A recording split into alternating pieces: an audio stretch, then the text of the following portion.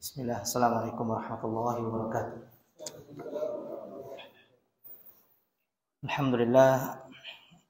Alhamdulillah rabbil alamin. Wassalatu wassalamu ala asyrafil anbiya'i wal mursalin wa ala alihi wa sahbihi wa man tabi'ahum bi ihsanin ila yaumiddin, amma ba'd. Puji syukur kepada Allah Subhanahu wa taala masih memberikan kita kesempatan untuk meneruskan pelajaran yang dimana tidak sudah dimaklumi bahwasanya menuntut ilmu merupakan kewajiban bagi setiap kaum muslimin semampu mereka. Fattaqullaha mastata'tum. Bertakwalah kepada Allah semampu kalian, termasuk dalam menuntut ilmu syar'i. Maka begitu dikatakan oleh para ulama, bahkan walau seminggu sekali. Walau seminggu sekali itu sudah cukup bagi orang yang memang mampunya segitu. Itu dalam menuntut ilmu. Yang dikatakan i'rad, berpaling dari ilmu, yaitu betul-betul tidak ada dari dirinya keinginan menuntut ilmu dan lalai terhadap dunianya. Walaupun pergi sholat Jumat dengan khutbah. Dengan khutbah Jumat itu wajib. Ini sholat Jumat itu wajib, mau tidak mau harus pergi sholat Jumat. Namun yang dikatakan menuntut ilmu itu mempelajari hal-hal yang wajib, bagaimana seorang dengan mempelajari ilmu tersebut dapat melaksanakan perintah Allah Subhanahu wa taala dan menjauhi larangan Allah Jalla wa ala. Baik, jamaah sekalian yang dirahmati oleh Allah Subhanahu wa taala. Masih di kitab Al-Usul Ats-Tsalatsa, yaitu 3 asas yang penting dipelajari oleh setiap muslim, 3 fondasi yang paling penting untuk diketahui oleh setiap muslim, alimnya, ulamanya, kemudian penuntut ilmunya, dan awamnya. Wajib dalam 3 hal ini mereka wajib untuk mengetahuinya, yaitu mengenal Allah Subhanahu wa taala, kemudian mengenal Nabi Muhammad SAW dan mengenal agama Islam dengan dalil, dengan Al-Quran dan Sunnah Nabi Muhammad SAW. Nah, telah berlalu muqaddimah pertama yang disebutkan oleh Syekh, yaitu wajib setiap muslim mengetahui 4 perkara. Yang pertama, ilmu, berilmu. Nah, ilmu kembalinya kepada marudduhu ila al-ma'arif ats-tsalath, yaitu ketiga hal, yaitu mengenal Allah. Dikatakan apa itu ilmu? Itu mengenal Allah, mengenal Nabi Muhammad SAW, dan mengenal agama Islam. Kemudian beramal dengan ilmu tersebut, kemudian mendakwahkannya, kemudian bersabar atas cobaan yang didapati ketika mempelajarinya, mengamalkannya, dan mendakwahkannya. Tayyib. Hari ini kita membaca perkataan Al-Imam Asy-Syafi'i rahimahullah, Abu Abdullah Muhammad ibn Idris. Nama Imam Syafi'i Abu Abdullah, kunyahnya Muhammad ibn Idris. Itu namanya Muhammad ibn Idris Asy-Syafi'i. Lahir tahun 150 Hijriah. 150 Hijriah di Gaza, Palestina. Nah, Imam Syafi'i menjelaskan ayat yang disebutkan oleh Syekh, surah Al-Asr, yang telah kita jelaskan sebelumnya, Al-Asr. Kita ulang lagi, Al-Asr. Wal 'asr. Allah firman Al-Qur'an, wal 'asr. Demi masa innal insana lafi khusr. Sungguhnya manusia itu, setiap manusia di dalam kerugian. Illal ladzina amanu wa 'amilus shalihati wa tawassaw bil haqqi wa tawassaw bis sabr. Kecuali orang-orang yang beriman, kecuali orang-orang yang beriman. Nah, tidak ada keimanan kecuali dengan ilmu agama. Wa 'amilus shalihat, beramal. Wa tawassaw bil haqq, mendakwahkannya. Wa tawassaw bis sabr, sabar atas yang ia lakukan. Nah, Al-Imam Syafi'i mengatakan, hadhihi suratu "Law ma anzalallahu hujjatan 'ala khalqihi illa hi lakafathum." Imam Syafi'i mengatakan, surah ini kalaulah Allah tidak menurunkan hujjah kepada manusia. Nah, apa makna hujjah? Kalau hujjah dalam bahasa Arab itu artinya dalil, alasan, itu hujjah. Jadi manusia nggak bisa beralasan lagi, ini udah turun ayatnya. Kalau cuman ayat ini saja yang turun, maknanya kalaulah tidak Allah turunkan surah yang lain kecuali ayat ini, maka sudah tegak hujjah bagi seluruh manusia. Itu maknanya. Bukan berarti, kata para ulama, bukan berarti ayat ini mencukupi untuk mengetahui seluruh pembahasan agama. Nah, maknanya apa? Ayat ini cukup menjadi hujjah. Jadi setiap muslim yang mereka lalui dari lahirnya hingga meninggal, ini 4 perkara tadi. Yaitu ilmu, kemudian beramal, mendakwahkan ilmu, kemudian bersabar di atas ilmu. Kalau ada yang keluar dari sini, maka mereka masuk di keumuman ayat. Apa? Innal insana lafi khusrin. Sungguh manusia itu dalam kerugian, yang keluar dari 4 koridor ini. Maka hujjah tegak bagi manusia, ya. Hujjah tegak bagi manusia karena mereka tidaklah diciptakan kecuali untuk beribadah, mentauhidkan Allah Subhanahu wa taala. Kemudian Al-Imam Al-Bukhari rahimahullahu taala berkata, Syekh menukilkan perkataan Imam Al-Bukhari rahimahullah, babun al-ilmu qabla al-qawli wal amal. Wad dalilu qawluhu ta'ala fa'lam annahu la ilaha illallah wastaghfir li dhanbik. Fabada'a bil ilmi qabla al-qawli wal amal. Al-Imam Bukhari mengatakan bab, menuliskan di Sahih Bukhari, bab al-ilmu qabla al-qawli wal amal, yaitu berilmu sebelum berucap dan beramal. Nah, begitulah itulah hikmah diturunkannya Al-Qur'an, diutusnya Nabi Muhammad SAW, mengemban risalah dari Allah Subhanahu wa taala, agar tidak ada lagi alasan nanti di hadapan Allah bahwasanya agama disampaikan, tidak ada lagi alasan. Tidak ada lagi alasan bagi manusia. Fa'lam annahu la ilaha illallah wastaghfir li dhanbik. Para ulama beristinbat di ayat ini. Bagaimana pemahamannya? Fa'lam annahu la ilaha illallah. Ketahuilah bahwasannya tiada sesembahan yang berhak disembah kecuali Allah Subhanahu wa taala.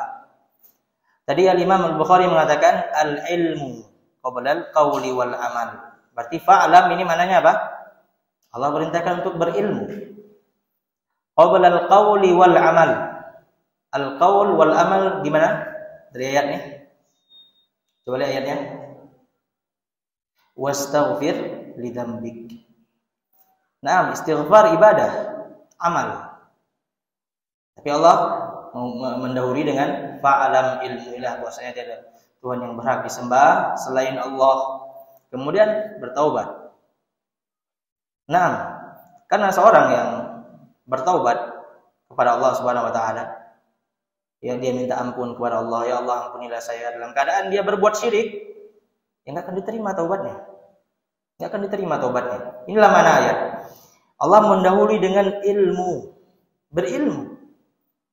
Maka kita katakan, jamaah sekalian rahmati oleh Allah, kalau ada saudara kita di luar sana, banyak kita lihat dosa yang mereka lakukan, dari dosa-dosa syahwat dan syubhat.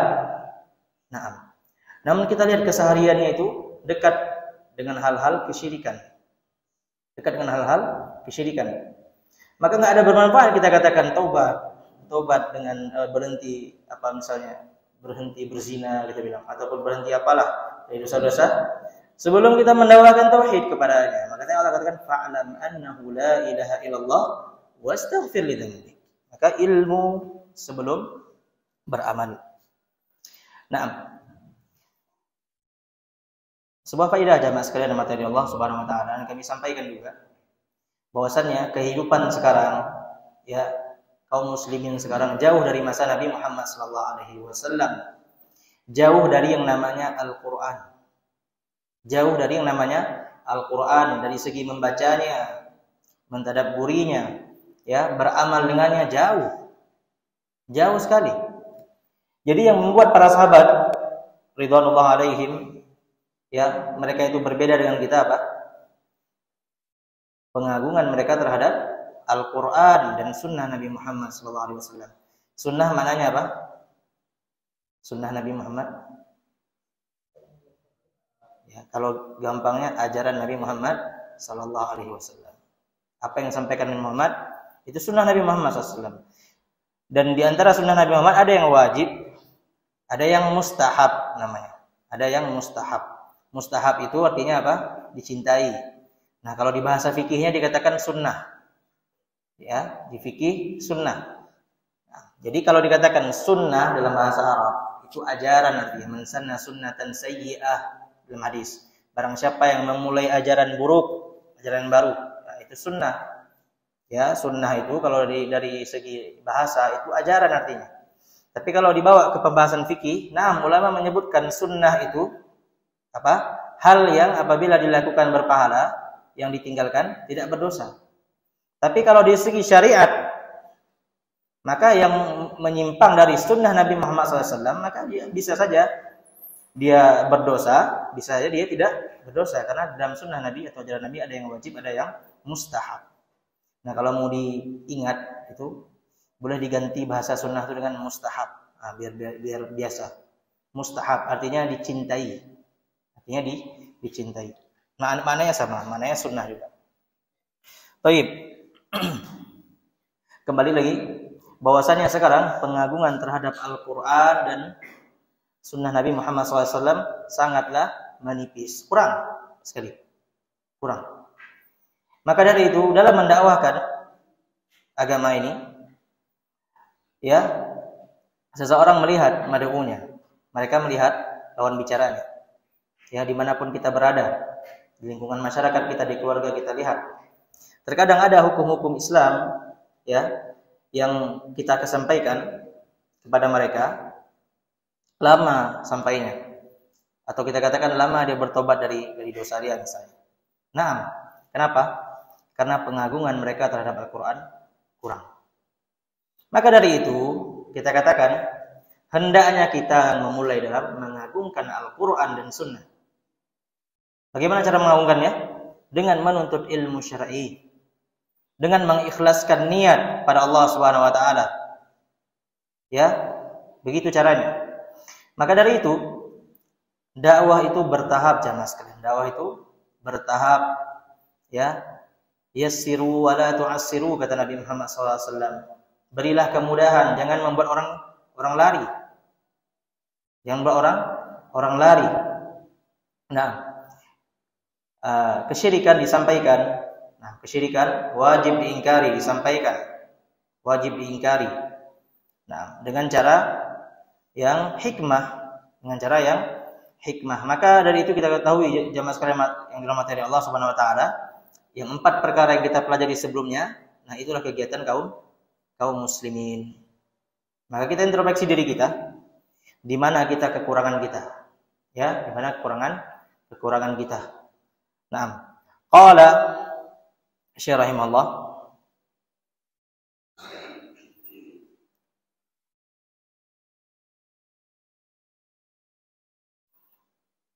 nah, kita masuk ke permasalahan ataupun muqaddimah, pendahuluan yang kedua. Qala al-musannif rahimahullah, i'lam rahimakallah annahu yajibu ala kulli muslimin wa muslimatin ta'allumu thalathi hadhihi al-masail wal 'amalu bihin. Nah, ini perkara wajib lagi disampaikan. Wajib, ya, kata Syekh, ketahuilah semoga Allah merahmatimu, mengampuni dosamu, menyayangimu. Orang yang bacanya, orang yang pelajari buku Syekh. Naam, annahu yajibu ala kulli muslimin wa muslimatin ta'allumu thalathi hadhihi al-masail wal 'amalu bihin. Wajib bagi setiap muslim dan muslimah untuk mempelajari, ya, ta'allum. Artinya apa ta'allum? Mempelajari, dipelajari. Memaksudkan diri untuk belajar. Ya, 3 perkara dan wajib beramal dengannya. Nah, Al-ula anna Allah khalaqana wa razaqana wa lam yatrukna hamada bal arsala ilaina rasulan faman ata'ahu dakhala al-jannah wa man asahu dakhala an-nar. Yang pertama, perkara yang pertama yang wajib dipelajari oleh setiap kaum muslimin dan muslimah, kita harus mengetahui bahwasannya annallaha khalaqana, bahwasannya yang menciptakan manusia siapa? Allah Subhanahu wa taala. Allah yang menciptakan kita, yang memberikan rezeki. Nah, walam yatrukna hamala. Namun Allah tidak membiarkan begitu saja. Jadi bukan diciptakan terus dibiarkan begitu saja. Ya, tanpa diuji, tanpa diberi perintah, enggak. Ya, Allah menciptakan itu ada maksud. Ada maksud dari penciptaan tersebut. Nah, bal arsala ilaina rasulan. Baik. Ini bisa kita katakan apa? Allah menciptakan kita, ya tidak menelantarkan kita begitu saja. Namun Allah mengutus Rasul kepada umat Islam. Faman ata'ahu dakhalal jannah. Barang siapa yang menaati Rasul sallallahu alaihi wasallam, maka insyaallah dia akan masuk surga. Wa man asahu dakhalan nar. Barang siapa yang memaksiati Rasul sallallahu alaihi wasallam, maka dia tempatnya di neraka. Baik. Di sini Syekh mengatakan ini wajib diketahui. Kemudian Syekh mendatangkan dalil. Nah, dalil ya dari Al-Qur'an. Wa dalilu qauluhu ta'ala inna arsalna ilaikum rasulan syahidan 'alaikum kama arsalna ila fir'auna rasula fa'asa fir'aunur rasula fa'akhadnahu akhdan wabila. Nah, sama ya. Sesungguhnya kami mengutus bagi kalian ya Rasul. Nah, khitab di sini kafir Quraisy, namun ya ini umum bagi setiap kaum muslimin ya hingga hari kiamat. Nah, kami telah utus bagi kalian Rasul. Naam. Syahidan alaikum, menjadi saksi bagi kalian nanti di hari kiamat. Ya, enggak ada bisa yang lari lagi. Enggak ada yang bilang saya enggak sampai ilmu kepada kami. Subhanallah, zaman sekarang kan masih ada orang yang sujud di kuburan. Ya masih banyak orang yang sujud di kuburan, meminta di kuburan, ya berharap dengan orang yang di kuburan. Bahkan ada yang subhanallah sekarang orang berharap sama orang yang hidup, tapi hal-hal yang enggak dia mampu. Ini ada. Ini banyak. Ya, kalau susah ingat Syekh Fulan. Subhanallah. Nah, ini apa? Yang masalah kesyirikan. Maka tidak ada alasan lagi. Nabi Muhammad SAW telah diutus, Al-Quran diturunkan. Ya, setidaknya mereka itu sedikit tidaknya mereka pasti dengar. Itu enggak boleh kesyirikan. Cuman banyak dari mereka yang membangkang. Itu permasalahannya. Bagaimana ceritanya kesyirikan itu dijadikan apa? Dijadikan hal yang ada jahilnya. Bagaimana? Kesyirikan itu bukan di zaman Nabi Muhammad SAW aja. Di zaman para Rasul sudah ada. Jadi hal yang enggak ada hujjah lagi apalagi kita di negara kaum muslimin, jemaah sekalian. Di negara kaum muslimin ini permasalahan yang sangat khatir, yang sangat berbahaya. Nah, dikatakan inna arsalna ilaikum rasulan, kami mengutus bagi kalian rasul, syahidan alaikum, menjadi saksi nanti di hari kiamat. Kama arsalna ila fir'auna rasula. Sebagaimana dulu kami juga mengutus kepada Fir'aun Rasul. Nah, Musa dan Harun dua langsung diutus. Untuk satu orang ini mendakwahi dan kaumnya diutus. Naam, fa'asa Fir'aun Rasula fa'akhadnahu adab wabila. Maka Fir'aun apa? Memaksiati Rasul, tidak mau menaatinya. Naam, Fir'aun ya tahu kebenaran Tuhannya Musa. Namun dia karena kesombongannya dia tidak mau beriman. Nah, maka dari itu jamaah sekalian rahmati Allah, ini hal yang pertama yang wajib kita pelajari, bahwasannya barang siapa yang menaati Rasul sallallahu alaihi wasallam masuk surga, yang bermaksiat kepada Nabi Muhammad SAW akan masuk ke dalam neraka. Dan ini derajat yang memaksiati Rasul sallallahu alaihi wasallam dalam permasalahan kesyirikan. Alladzina kafaru min ahli kitab wal musyrikin fi nari jahannam khalidina fiha. kekal di neraka. Yang bermaksiat kepada Rasulullah SAW dalam hal yang di luar kesyirikan, maksiat, ya, maka bisa saja Allah ampuni mereka. Nah, Rasulullah SAW bersabda apa? Kullu ummati yadkhuluna al-jannata illa man aba. Ya, Rasulullah kata kepada para sahabat, seluruh umatku akan masuk ke dalam surga kecuali yang menolaknya, yang aba, yang enggan. Kemudian mengatakan, "Wa man ya'ba ya Rasulullah?" Ya Rasulullah, siapa yang menolak ini? Enggak mungkin kami menolak masuk surga. Kami semua ingin masuk surga. Nah, ini subhanallah. Ya. Banyak orang yang mengatakan ingin masuk surga, takut ke neraka dan lain-lain. Nah. Kemudian Nabi SAW mengatakan, "Man ata'ani dakhalal jannah wa man asani faqad aba." Kata Nabi Muhammad SAW. Barang siapa yang mentaatiku, maka dia insyaallah akan masuk ke dalam surga. Dan barang siapa yang bermaksiat kepadaku, faqad aba. Nah, inilah orang yang enggan. Inilah orang yang enggan. Jadi bukan berarti tabiat manusia itu semuanya mau masuk surga. Bahkan orang-orang Nasrani pun mau juga masuk surga. Ya, bahkan orang-orang yang yang meyakini ada kehidupan, yang dia enggak meyakini ada surga dan neraka, tapi mereka meyakini reinkarnasi, apa namanya itu? Nah, perpindahan alam. Mereka tuh ingin kebaikan untuk setelahnya. Semua orang ingin kebaikan. Tapi apa syaratnya? Ta'atur Rasul. Nah, mentaati Nabi Muhammad sallallahu alaihi wasallam. Menuntut ilmu merupakan ketaatan kepada Rasul sallallahu alaihi wasallam, tabaan, ya. Ketaatan kepada Rasul maknanya apa? Tabaan, mengikuti Rasul SAW. Nah, ketaatan kepada Allah yang mensyariatkan. Tayyib. Qala, ini yang pertama. Yang kedua, yang perlu diketahui setiap muslim yang ingin selamat di dunia dan di akhirat. Ya, yang ingin selamat di dunia dan akhirat, hendaknya dia mengetahui. Ini yang kedua apa? Annallaha la yarda an yushraka ma'ahu ahadun fi ibadatihi. Sesungguhnya Allah lan yarda, tidak akan pernah ridha. Maknanya apa? Tidak akan pernah ridha sama sekali. Ya.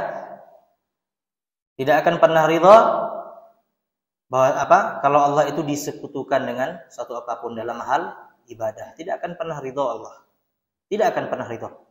Seseorang yang beramal saleh, ya, di ujung kematiannya berbuat kesyirikan. Waliyadzubillah. Mati dalam keadaan kesyirikan, Allah tidak akan pernah ridha. Tidak ada ampunnya. Tidak ada ampunnya. Ya, masalah mati oleh Allah. Maka dari itu, selamat dari kesyirikan itu poin utama dakwah Nabi Muhammad SAW dan para rasul. Bagaimana membuat mendakwahkan Islam ini, bagaimana mereka itu selamat dari kesyirikan itu. Itu yang paling penting. Nah, maka dari itu di tengah masyarakat sana banyak mungkin orang yang, ya, kita katakan taklid kepada madhab. Misal taklid kepada madhab. Tayyib. Mereka itu di dalam kesyirikan yang nyata, jelas, nampak. Tayyib. Dari yang memang nampak kesyirikan yang sharih, yang jelas, ataupun yang memang ikut-ikut aja. Sebenarnya memang enggak minta juga. Nah, biarlah mereka taklid kepada madhab. Biar saja. Enggak usah disentuh di situnya. Yang sering kami sampaikan. Begitulah dakwah Syekh Muhammad ibn Abdul Wahhab rahimahullah ta'ala. Dan begitu juga dakwah para nabi dan rasul. Menekankan akan tauhid di awal. Ya. Kita katakan seseorang apabila telah besar pengagungannya kepada Al-Quran dan Sunnah, maka dia bisa menghilangkan taklid itu. Nah, masyarakat itu kalau sudah besar keagungannya kepada Sunnah, Al-Quran dan Sunnah, maka dia mudah akan meninggalkan taklid. Ini kalau di awal langsung di situ kita bahas, ya sudah. Kesyirikannya enggak terpungkiri, enggak teringkari, dan mereka tetap di atas balal, di atas taklid buta terhadap aqwal ar-rijal. Ala kulli hal jamaah sekalian mati Allah. Allah Subhanahu wa taala tidak pernah ridha. Allah disekutukan dengan suatu apapun dalam hal ibadah. Allah tidak pernah ridha. Nah, dalilnya Baik, katakan la nabiyyun mursal wa la malakun muqarrab wa la ghairuhuma. Ya. Disekutukan dengan nabi. Allah enggak ridha. Walaupun nabi memiliki keutamaan dengan malaikat, Allah enggak ridha. Ya, Allah enggak ridha. Kemudian wa la ghairuhuma, dan yang selainnya. Nah, kepada nabi saja yang kita tahu para nabi dan rasul memiliki keutamaan, tidak boleh ya menyekutukan Allah dengan para nabi dan para malaikat juga. Ya, malaikat hidup. Nah, tidak boleh melakukan kesyirikan dengan para malaikat yang kita ketahui kemampuannya, kelebihannya, apalagi kepada makhluk yang telah mati. Ya, dari pohon-pohon, kemudian dari kuburan-kuburan, kemudian dari berhala-berhala, patung-patung, ya, tempat-tempat keramat. Nah, jamaah sekalian rahmati Allah Subhanahu wa taala, Allah tidak akan pernah ridha. Dan kalau kita katakan kesyirikan zaman dulu dengan zaman sekarang, ya, yang telah kita ketahui bahasanya lebih parah di zaman sekarang. Zaman dulu mereka menyekutukan Allah dengan malaikat, dengan nabi. Ya, karena mereka tahu keutamaannya. Zaman sekarang kepada hal yang memang tidak hidup. Ya, kuburan. Ya. Beda alam tuh, orang dalam kuburan itu dia di alam barzakh. Dia menikmati nikmat apabila dia termasuk orang yang menaati Rasul, Allah dan Rasul, dan sebagai dari mereka yang disiksa kubur. Nah, beda alam. Bagaimana kita menggantungkan nasib kita, menggantungkan doa, pengharapan kepada kuburan. Nah, Allah berfirman dalam Al-Qur'an, ini dalil, wa annal masajida lillahi fala tad'u ma'allahi ahadan. Baik. Sesungguhnya masjid-masjid itu adalah milik Allah. Janganlah meminta berdoa ya bersama Allah, atau janganlah menyekutukan Allah dengan sesuatu apapun dalam hal berdoa dan beribadah. Nah, terjadi iskal jamaah sekalian. Mungkin ada sedikit kebingungan, misalnya apabila mendatangi sebuah kuburan, ya, dia meminta kepada kuburan tersebut. Nah, ini mungkin perlu dipahami. Dia meminta kepada kuburan tersebut, kemudian dia katakan, ya fulan, ya syekh, mintalah kepada Allah Subhanahu wa taala agar Allah memberikan saya keberkahan, kesembuhan, dan lain-lain. Baik. Apakah dia meyakini ini kuburan ini Tuhannya? Di permasalahan tadi yang Anda bilang? Tidak. Jadi dia menjadikan wasilah. Dia yakin bahwasanya yang memberikan manfaat siapa? Allah. Baik, pertanyaannya, ini syirik besar atau syirik kecil? Siapa yang menjawab? Syirik besar. Nah, sahih. Ini syirik besar. Ini yang dilakukan oleh kaum musyrikin di zaman Nabi Muhammad SAW. Jadi kaum musyrikin di zaman Nabi Muhammad SAW itu mereka nggak meyakini ini Tuhan, bukan. Istiqlalan katanya istilahnya, ibadah lahum istiqlalan, beribadah kepada mereka, menganggap ini yang memberikan manfaat. Enggak, bukan begitu mereka. Mereka pintar itu. Yang memberikan itu Allah. Ya, tapi mereka jahil bahwasannya inilah yang dikatakan kesyirikan dari Allah. Dikatakan oleh Allah, "Ma na'buduhum illa liyuqarribuna ila Allahi zulfa." Dia katakan, tidaklah kami beribadah, itu kata na'bud itu beribadah. Kadang orang mengatakan, "Oh, saya tidak sujud, saya tidak menyembah, saya cuma minta doa." Doa ibadah bukan? Ibadah. Minta doa, kemudian ada ketundukan, dan kita lihat banyak orang yang minta-minta di kuburan, mereka dengan pengagungan, dengan ketundukan, dengan khusyuk. Nah, ini ibadah. Nah, itulah yang dikatakan kesyirikan al-awwalin, kesyirikan orang di zaman Nabi Muhammad SAW. Maka hukum tersebut tidak pernah akan berganti hingga hari kiamat. Nah, maka dari itu jamaah sekalian rahmati Allah, ini perkara yang besar, perkara yang besar, dan ini syubhat bagi mereka. Banyak orang-orang sekarang mengatakan, "Oh, saya tidak minta, saya tidak minta sama dianya, saya minta sama Allah." Ini datangkan ayat itu. Ini loh gini. Mereka dulu sama begini juga. Nah, inilah kesyirikan. Maknanya apa? Dia berdoa kepada Allah berkeyakinan bahwasannya kalau tidak dengan si fulan ini doanya kurang mantap, kurang mustajab. Nah, inilah kesyirikan dalam berdoa. Inilah kesyirikan dalam ibadah pada Allah Subhanahu wa taala. Ini dia. Adapun orang katakan ini Tuhannya, emangnya ada itu akal yang berkata seperti itu? Bahwasannya mungkin ada, tapi sedikit. Ya, orang yang meyakini itu Tuhannya memang zaman sekarang. Enggak ada gitu. Ataupun ini yang memang dialah yang memberikan manfaat. Nah, ini bisa jadi ada. Nah, ini syirik besar jelas. Syirik besar jelas. Nah, yang penting diketahui ini jemaah sekalian. Namun, kalau ada yang mengatakan, ya Allah, dengan kemuliaan Nabi Muhammad, dia di rumah nih. Dia di rumah. Dengan kemuliaan Nabi Muhammad, ya Allah, dia berdoa kan mengaitkan dengan makhluk. Nah, ini kesyirikan. Syirik besar, syirik kecil? Dikatakan, ya Allah, dengan kemuliaan Nabi Muhammad, sembuhkanlah saya. Ya? Jadi, nah, dikatakan oleh para ulama, ini fatwa Syekh Ibnu Taimiyah, ini dinukilkan oleh banyak para ulama, ini dikatakan bid'ah. Inilah dikatakan bid'ah atau bisa menghantarkan kepada syirik besar. Nah, ini tidak sampai kepada kesyirikan secara syirik besar. Namun ini dikatakan bid'ah dalam berdoa, ini berdosa orang yang melakukannya. Namun bisa saja ini menjadi wasilah menuju kepada kesyirikan syirik besar, maka ditinggalkan. Setiap wasilah ya yang bisa menghantarkan kepada kesyirikan itu ditinggalkan. Nah. Sudah jelas kita di permasalahan kedua yang wajib seorang muslim mengetahuinya. Nah. Baik. Kemudian yang ketiga. Yang pertama tadi apa? Ketaatan kepada Allah dan Rasul. Yang kedua bahwasannya Allah tidak pernah ridha. Ya.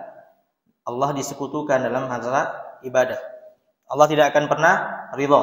Kemudian perinciannya tadi sudah jelas ya. Yang mana yang dikatakan syirik besar ini secara umum. Dan ini permasalahan yang paling banyak terjadi. Yang kita katakan permasalahan yang paling banyak terjadi. Itu di kitab tauhid, itu banyak hal-hal, ada sekitar 60 lebih babnya. Nah, itu dijelaskan secara rinci untuk menyempurnakan pemahaman kita terhadap tauhid. Namun yang umum terjadi ini yang seperti ini. Doa ibadah. Berdoa kepada Allah dengan mengkaitkan makhluk dalam doa tersebut. Allah berfirman dalam Quran, apa tadi ayatnya?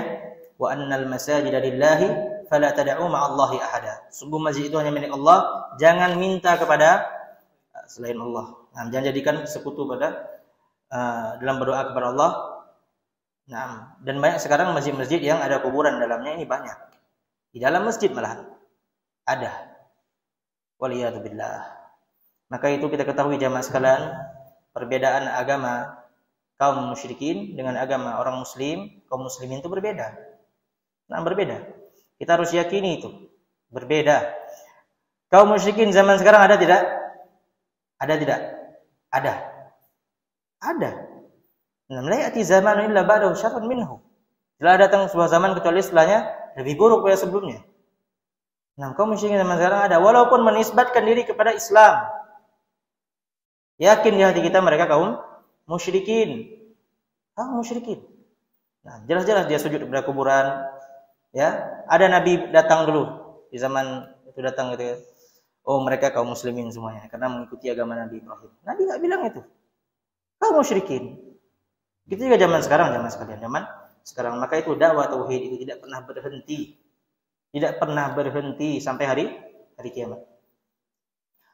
Makanya pahala mendakwakan tauhid itu sangatlah besar. Sangatlah besar.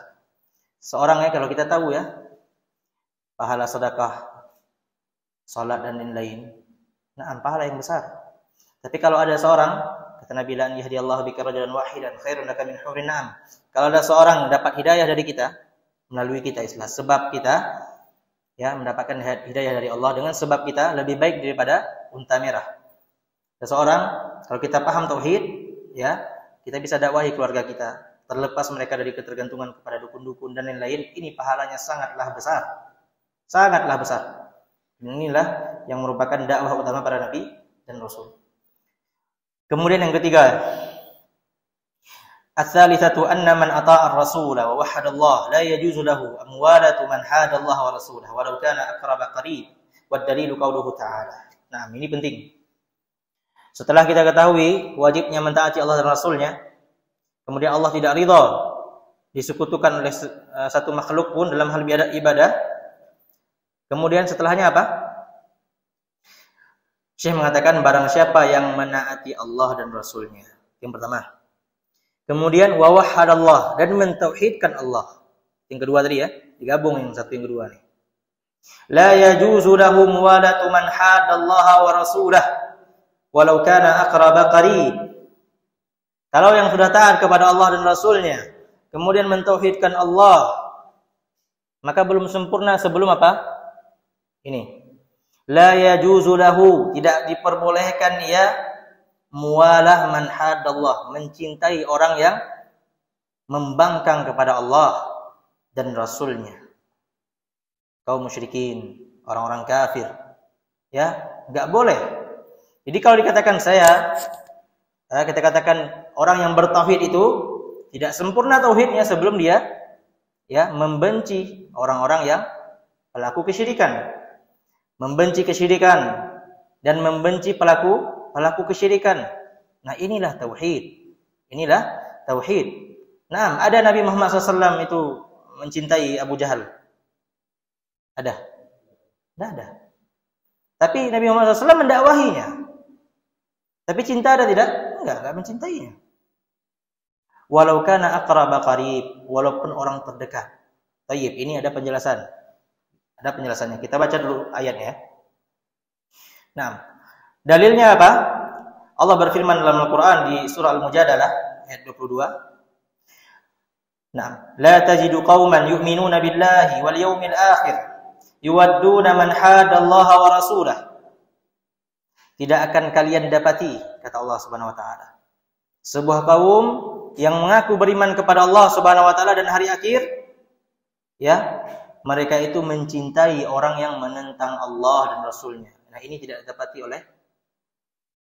kita dapati dari orang-orang yang beriman, orang-orang yang bertauhid. Kebalikannya apa? Kalau ada kita lihat orang, ya, walaupun seagamis apapun dia, pakai baju agama, terserah.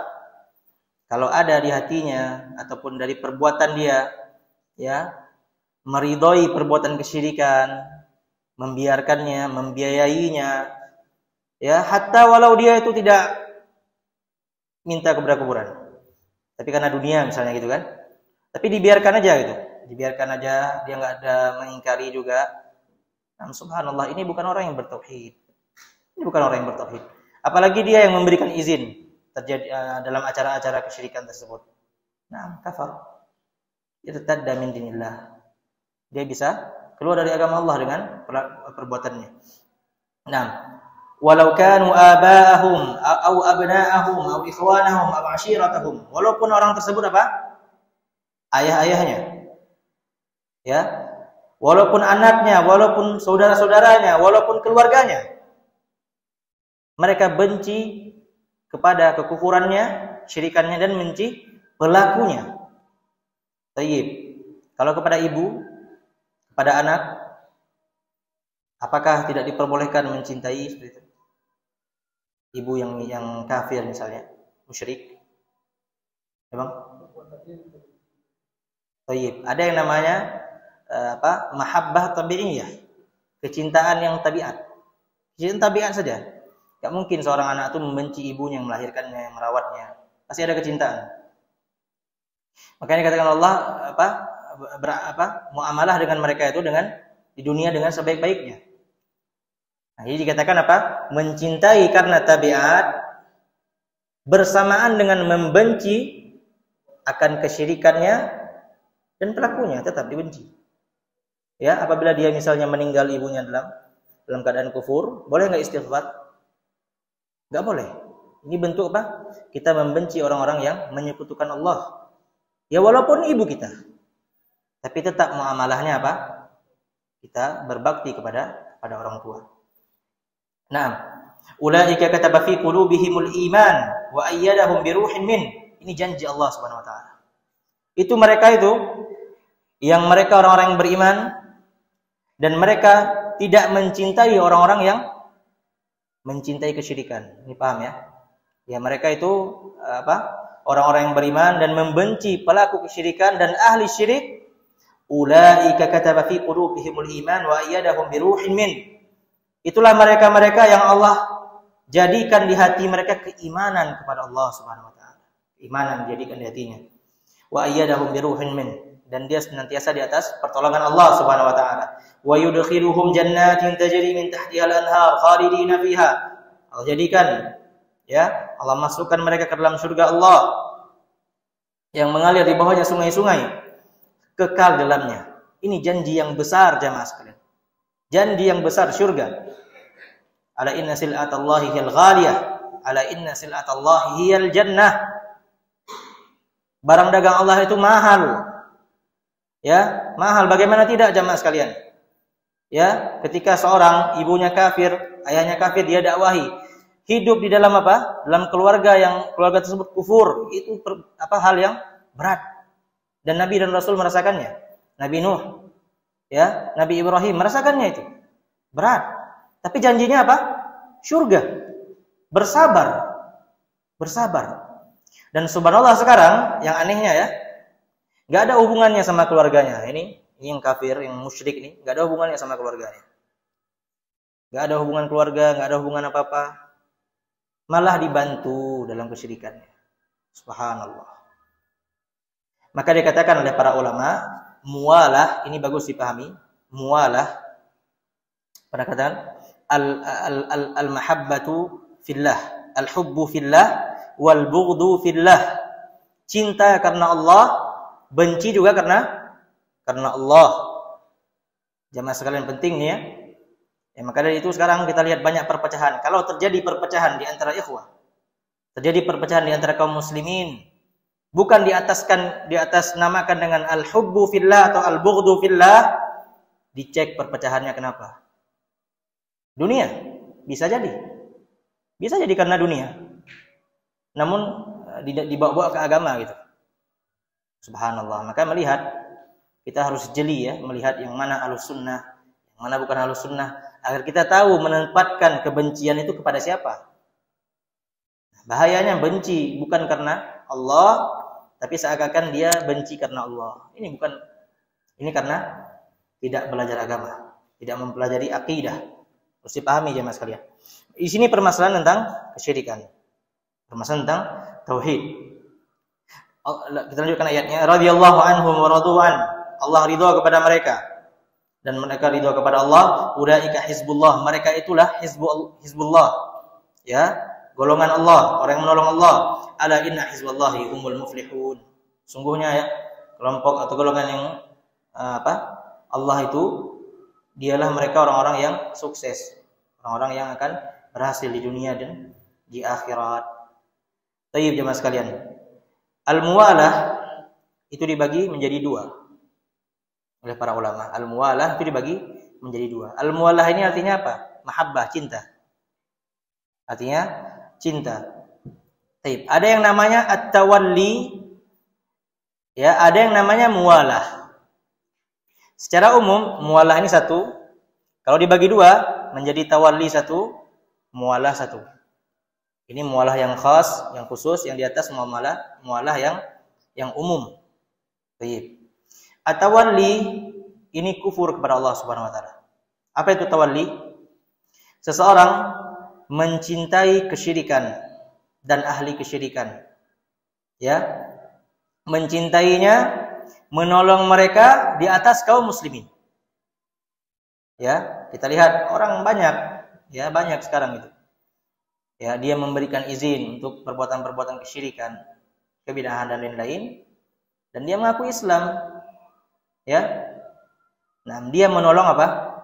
Menolong kaum musyrikin atau orang-orang kafir. Ya, mereka menolongnya di atas kaum muslimin. Naam, kita mendakwahkan tauhid, malah dia buat ditambah sama dia syirikan itu. Naam, ini at-tawalli namanya. At-tawalli.